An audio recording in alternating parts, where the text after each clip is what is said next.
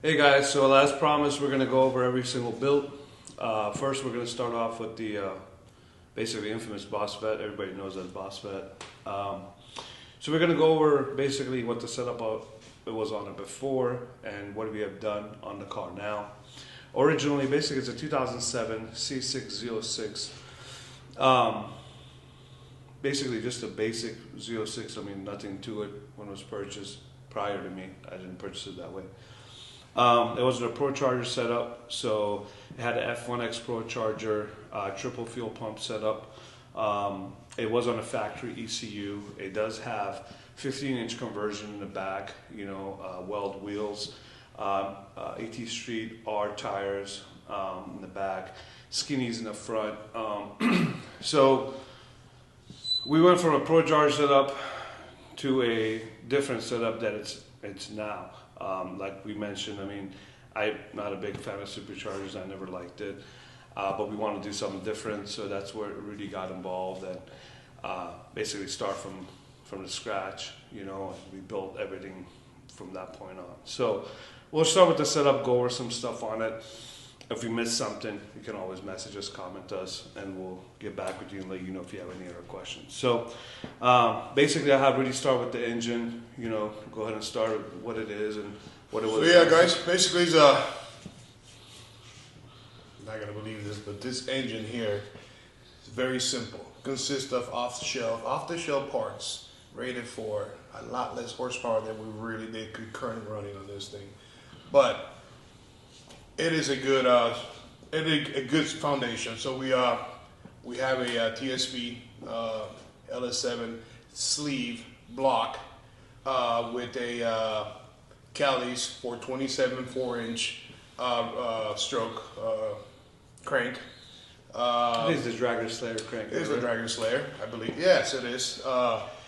Rods and pistons basically off the shelf. The 1200 horsepower H-beam rod. With a normal 150, 180 pin piston.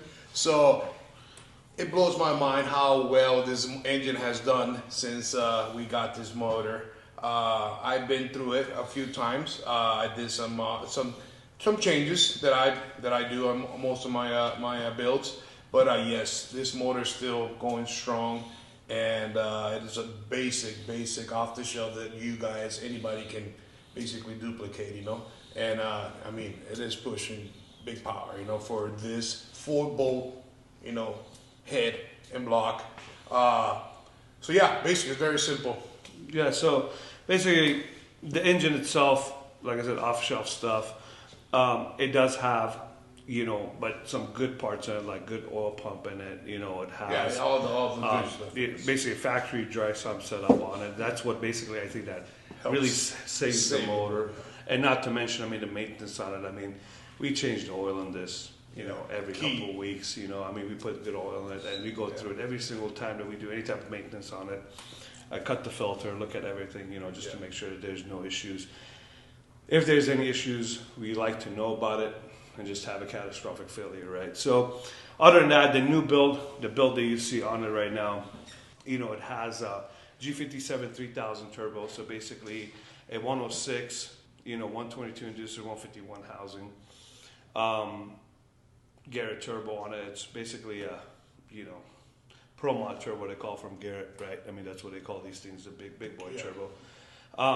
The reason why I chose that turbo is because one of the baddest turbos out there right now, right? I mean, it is the baddest. It is. It is the baddest. It is the triple ball bearing. I mean, it's expensive, not cheap. We could have gone with something cheaper like a VS. We could have done like 4 of them. Yeah, but I mean, I was like, if we're going to build it, we're going to do it right. So we're going to go with the best turbo out there. And he's like, just get the baddest one out there. So get the biggest one, baddest one. That's what it is. It's not my money, so, so we got the best one out there. Holley manifold, intake manifold on it. High rise. Granatelli throttle body.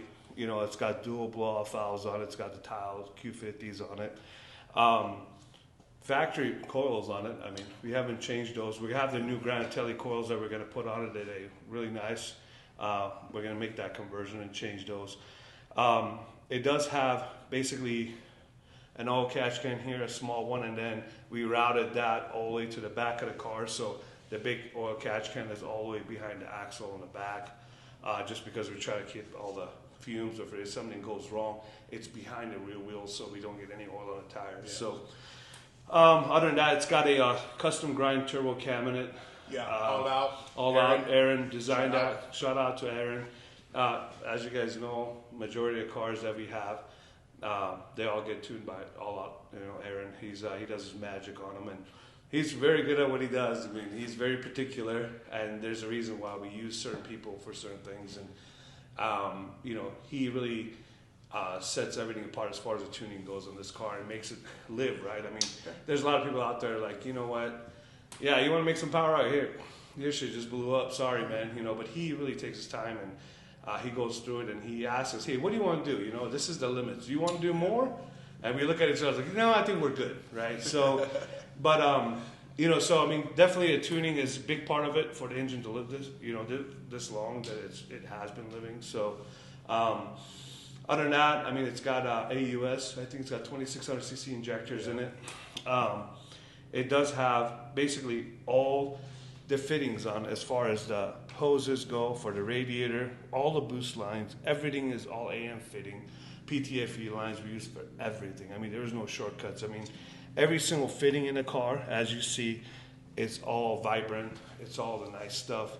No shortcuts at all. You know, so even like if you look at the, you know, the 4-port boost controller, everything is AN. There's no silicone. There's no rubber lines. There's nothing, right? So I mean, everything is done right.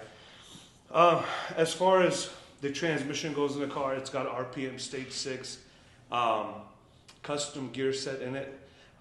Basically, it's got some long gears meant to do one thing and one thing only. I mean, just highway pull car, Right. and that's what sets it apart.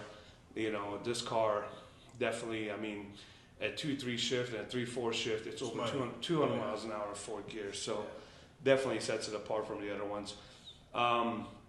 It's got an RPM also rear end. It's got a rear differential from RPM. Right.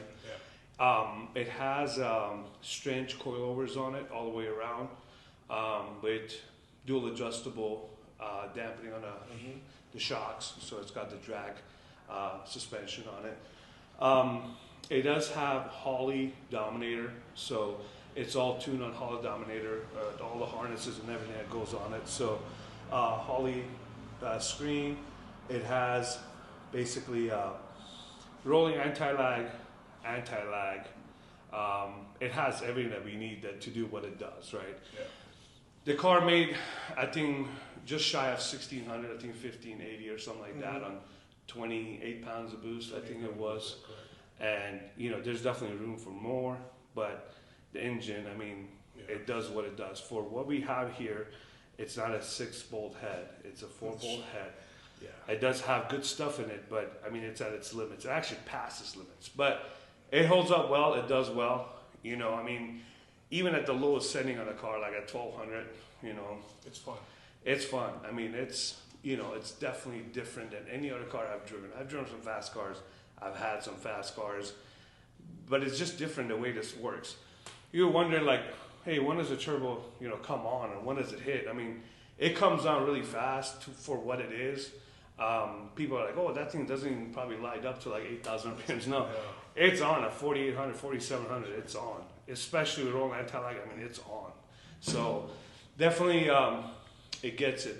All the piping on the car, as far as the exhaust goes, it's all 5-inch titanium. All the vibrant, basically, the quick release, the quick fit clamps on it. It has a 6-inch intercooler, air-to-air intercooler with a 4-inch inlet. I think it's a 3.5 on the outlet, if I'm not mistaken. 3.5-inch on the outlet of the turbo, 4-inch on the inlet of the intake, or you would say 4-inch on the Yeah. turbo. Yeah. That's about it. We have nitrous tanks in the car. They're not hooked up. There's no need to run them, honestly. I mean, it's fun the way it is.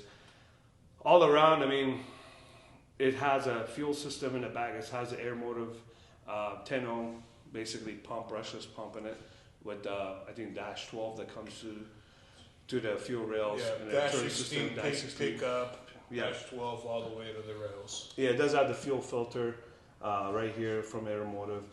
I mean, the fuel system itself is definitely overkill, just like the turbo system, because we didn't want to do a shortcut on it. We wanted to make sure that it handles whatever power we can make now. If we decide to go basically a billet block down the road or something crazier that we can put out more power, it's capable of doing it, right? All we got to do is change the engine, and the air pump is right there. You know, the fuel system is there. We'll make it.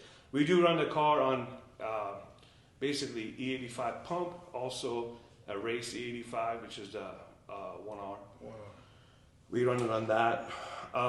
All the turbo manifold, everything was hand built by him, all TIG welded from scratch.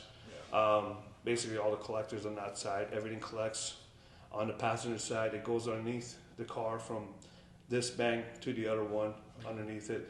It's got dual 66 precision external wastegates, two 66s on it, two 66s. You won't see them if you're just looking at them. One is under a turbo, the other one's in the middle of the car. That's as far as basically the turbo system goes. I mean, why do we go with the dual wastegates? Just to have better control over boost. Yes. You know, it's definitely overkill. 266, I mean, that's big. You know. Yeah, actually, it's a bigger. If you add both of them together, it's a bigger outlet than the actual inlet on the turbo. So you know, we can bleed more air than we can actually speed the turbo with. We don't run any CO2 in the car for the boost control. It's just a 4-port. You know, it does well. Yeah, it works fine. And the boost comes in and never, you know, we don't have any issues with the boost, you know, not being there or basically, you know, having issues with the overboosting or anything like that. So it's perfect. That's as far as that goes. I mean, it's simple stuff, but simple stuff that costs some money and they work. Yeah. It's just how you put it together, right? I mean, you see a lot of cars out there, turbo LSs, turbo vets. I mean, you look at it from far away, they do not look like this, you know. And just because of the attention to details, I mean, everything that we've done, even to the titanium bolts that we have on the car, right? I mean, so it's just a different touch on the car. That's about it as far as the car goes. I mean, there's really just some carbon lip, carbon side skirts, nothing more than that. You know, the full interiors in the car. Car does not have AC, no. It doesn't have heat or anything like that. It never had AC since never had it when we got the first guy bought it. Never had it, but it's got a full interior. I mean, other than that, it has an NRG. Working interior. Yeah, everything works. Everything works great, and everything is there to do what it does. It's got a drag wing in the back. You know, it's got a chute. Yeah, definitely for the highway pulls. So it'd be like, oh, you don't use that? Yeah, we use it. We use it. You know, it's not just for the track. We go definitely faster on the highways than we go on the track. So that's about it on the vet. Do you have anything else to add? No, basically that's it. You were